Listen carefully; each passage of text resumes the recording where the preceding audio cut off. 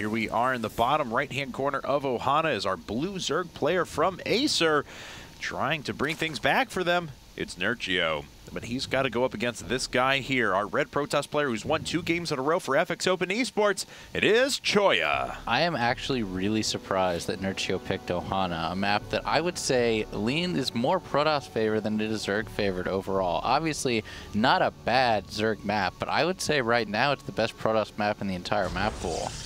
Really? You like it more than Entombed Valley? I think a little bit more, just because I mean, obviously the third Entombed is pretty easy to take as well, but at the same time, Entombed is really, really open in the middle as well. I mean, obviously that's going to differ between player to player, but as a Protoss player and knowing a lot of Protoss players, I think Ohana is a little bit better. Obviously, there's some difficulty in taking the third if you try to take it super quick because it's really open. We saw Huck struggle with that in TAC 3, actually. I think it was against Monster, where Monster just kept sending Lings to suicide for the third. But overall, I think it's a very, very good map for Protoss. It's a solid map, but I think if it gets to the point in the late game, whenever you have armies that are running around the middle, there's opportunities for Zerg players if they decide to go for that like super aggressive, or not super aggressive, but the tech up to Broodlords as quick as possible and go for that super late game army. I think they have opportunities to disrupt players, because whenever a Protoss gets on 4 bases and starts fighting over this area where there's tiny little choke points and neutralizes the big spread out area in the middle, that's when it gets really, really dangerous for them. Yep. So let's see, it's actually Forge first for the first time for Choya in this. He actually went for, I believe that was a 14 Forge. And obviously Nerchio subscribing to the pool first on this map as well. And I'm guessing we'll probably see 3 base out of him because he picked Ohana. Can't imagine why he would 2 base after picking this map, though it is possible. Not just Nerchio going after an early pool, but deciding consciously to put up Lings and a Queen before he drops his hatch. Yeah, that's very interesting. He went up to 500 minerals. Okay, forget what I... Okay, it's an overpool. I was going to say that'd be very, very odd. But yeah, overpulling for the Queen. Very, very good. See how many bases he decides to take after this. Well, this drone does get in here, so Choya already pulling a couple of probes off the line because he knows that something fishy is up. He has to full wall this in. I don't think that Nerchio is going to do too much damage here as he does expand after this, but I don't know. I mean, well, he might. He's not going to get in, but but he might try to break down the rocks, which isn't a bad idea if you're trying to be aggressive, which Nerchio obviously is a very aggressive player. Yes, he is. And at the same time, as we can see, there is another drone making its way down. Choya picks up on it, though, so he knows that there's a third base on the way. And 3 Lings do manage to sneak on by. He actually got through. Did Choya cancel? Oh, no, there's a hole in the gateway wall. Yeah. So he actually just managed to sneak in and he's going to scout everything. He might do a little bit of damage to try to pull, just pull probes off the line, which is actually pretty hurtful early game. It takes micro, so it takes your attention away from actually your build, and it just makes you take like 6 probes off the line, because any less and you can start to lose them. Yeah, and think about it. I mean, every time he pulls 5 probes, even for half a second, it's about 15 to 20 minerals lost. So do that a couple of times, you've made up for the price of the Zerglings and then some. And as we can see, Choya actually had to pull some off for a very long period of time. So this is a couple hundred minerals worth of damage being done. Yeah, very, very well done by Nerchio. And Nerchio himself now up to 3 base, or about to be up to 3 base, and just droning up. No more Lings coming out. The Queen's coming out. Very standard stuff right now. Now it looks like a more conventional game, and we'll see how Choya is going to react to that, knowing that now he's a little bit behind. Well, Nerchio just finishing up this next base. Apparently, he's done. Just doesn't want to be here anymore, so see you later, dude. Yeah. But Nerchio does get a pretty good look around, and he's pretty close to killing a couple of probes. Got one. That's all he needs to do. Yep, and he's done the damage now. He's got scout information. He got a probe. Can we get a look at the worker count? I think we'll see. Yeah, so even right now, that is about to explode for Nerchio with all of his Queens up and all 3 bases. 6 drones at a time for now. It'll probably be more if he doesn't decide to save Larva, which he might, not knowing what Choya is going. But Choya just starting Warp Gate now, not super late. But no other gateways, so it's going to be late pressure, if any pressure at all. Now this is still turned into a relatively normal build for Nerchio. He put up both of his... Did I see Stargate? Yes, you did. Okay. He decided to put up both of his, so you can see Stargate is actually, there we go, outside of the natural, so not going to get picked up on, unfortunately. by that Zergling, but kind of interesting to note that Choya is doing this on 2 gas behind, no 3rd and 4th gas even by the 7-minute 10-second mark. Of course, he decided not to invest in +1. That's an additional 100 gas he has, and he's going for Stalkers, which are half the gas count of Sentries, but still, it's a little bit, it's going to throw Nerchio off. Yeah, this looks like a very practiced build by Choya, as you mentioned. It's not something that's improvised because he only has the 2 gas. He made those conscious choices not to get +1 and to get Stalkers instead. This looks like it's going to be a little bit of light pressure, but I don't know what he's going to transition to from here. Nerchio, wow, 8 roaches coming out. So Nerchio is going for an aggressive build. He actually scouts the 3rd. So we'll see who's going to damage who in this case. The rocks are obviously not broken for Nerchio, so his creep isn't connected quite yet, though it's not that far away. But I don't know if Nerchio is going to choose to defend or if he's going to go on the offensive here. Bunch of gateway units are starting to flood towards the front, but +1 weapons, of course, is not even close. It would be done by about now. Actually, would be done by now had he gone for a little more traditional +1 4-gate timing or something like that. Ooh, gets the Stalker. Stalker dies immediately, and that's pretty bad for Choya, as he doesn't have enough meat to be able to kill the rest of this army. Oh, and Nerchio following this up with the tunnelings already. And Choya only had 1 gateway during all this, just now putting down his 3rd and 4th, and they're at the 3rd. If Nerchio scouts that way, he is going to decimate that 3rd base, and Choya is going to have to abandon it. He does not have enough to defend this right now. And unfortunately, he's going to lose all of his production. I mean, this Void Ray is good. It's not going to get attacked by anything on the ground here, but its DPS isn't high enough to be able to fight this back before structures go down. Yeah, we'll see how much Nerchio decides to invest. A lot of lings coming up. He's going for the pylons now, which is very smart to prevent the warp ins. So now these gateways are just a wall, and we'll see if he decides to... Oh, Nerchio having some trouble. Void Ray's charged up, doing a ton of damage to his army, but he's delayed Choya enough. I think he's satisfied, and he's going to go home. Yeah, I mean, as we can see, these gateways aren't going to be used for a pretty long period of time. But Nerchio was droning up through that. He's up to 67 drones now. He's done a little bit of economic damage. He stopped his opponent's base for a bit, and he's going up to 4 bases. And perhaps most importantly, the Void Rays weren't able to do any offensive pressure. They had to defend. So it was Void Rays for defense, which is obviously you want to be able to do some damage, but Choya hasn't really touched Nerchio's economy this whole game. Oh, and the lings get in. Yeah, and if he can stop even just 1 or 2 pylons here, it'll certainly make this worth it. That's 1 pylon down. He depowers 1 of the gates, but he's going to swing in and try and do some economic damage now. And will actually manage to get 1 probe, maybe more? No, the other one was so low, but wasn't able to grab it. Yeah, still, like, he's probably going to get... Ooh, no.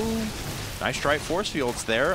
Not going to be able to get the sentry either. It doesn't manage to actually kill any more of the probes. So even though it's not a lot of economic damage, he has delayed Choya's build. And like you said, it looked like a very practiced build that Choya was doing, and it has been delayed quite a bit. He hasn't been able to make as many gateway units as he would have liked, obviously. And he's going up for Twilight Council, and he's still making air units, which I'm a little surprised about, following up the Void Rays with Phoenixes. So I'm not sure what exactly Choya is going for here. Maybe those are for Infestors, if he really had the foresight to think that Nerchio was going to go for Infestors. But this seems a little bit late for Phoenixes. I mean, usually, Nerchio might think that's an illusion because you usually wouldn't see Phoenixes this late in the game. All right, well, the Phoenixes are certainly doing damage, yeah, though. So now he sees that, obviously. Right. But very, very late Phoenixes. And Choya actually gets a beautiful look at what his opponent is doing. And he actually makes it out of there with the Phoenix alive. No, no, don't do that. No, Choya, I just complimented you. As soon as you say it, that's how it happens. Man, Choya, so BM. But he has a lot of forces coming up back at home. He's full walled off. He's got 3 more gateways, double robo.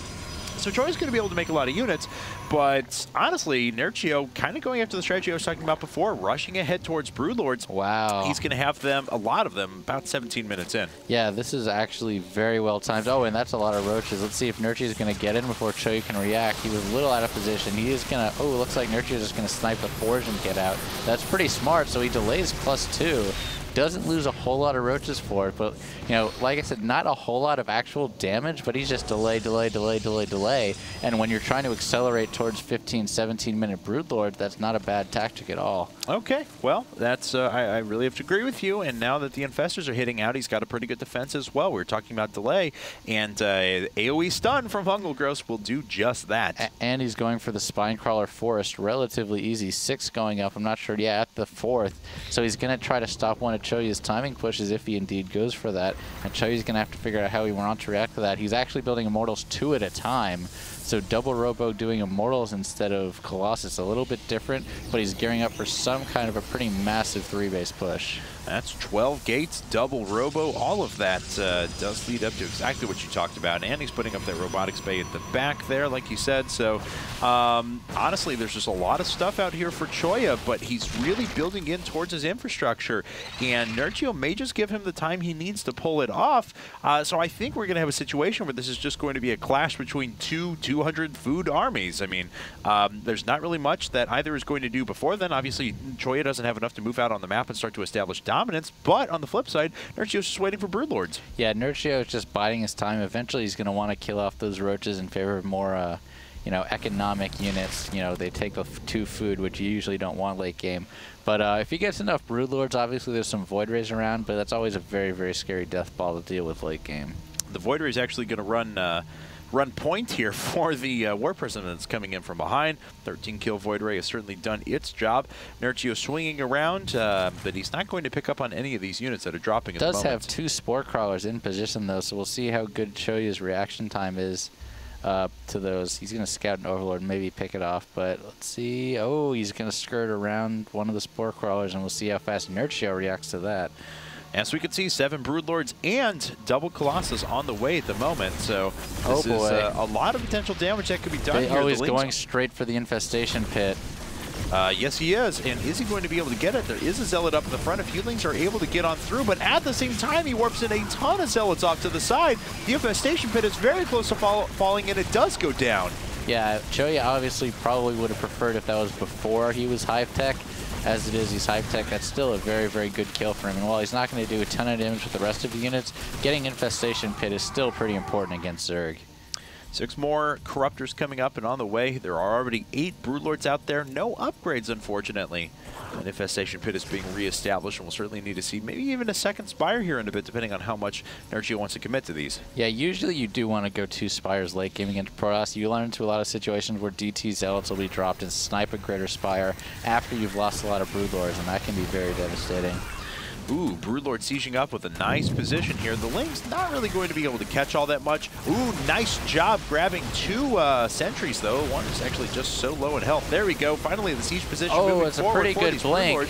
He does manage to take out 2 Broodlords. 3 going down. 4 actually going to fall here in a second. No, it survives with just 1 hit point for the time being. The Broodlords continue their siege push forward.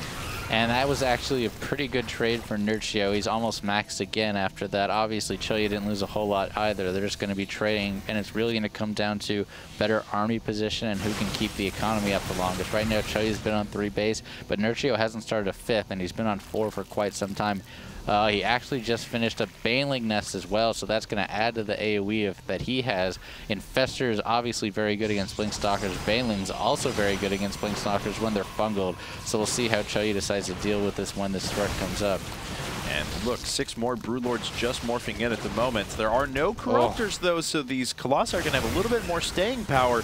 But the sheer damage output of these, how many is that now? 11 Broodlords is just pretty staggering. And it's a lot of fungal and a lot of Lings to add on to that. He's got to be careful with those Broodlords, though.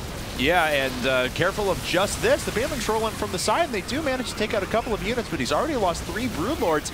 Unfortunately for Choya, though, all of his units were locked down in position. He's sat really far at the back with his siege units. We'll see if he's able to take out the Broodlords. If he can take out all of them, it will be worth it, but it doesn't look like he's going to be able to get it. Yeah, he has too few Stalkers warping in at the same time, and he's not going to be able to take out all of these, especially with that wall of infested Terrans.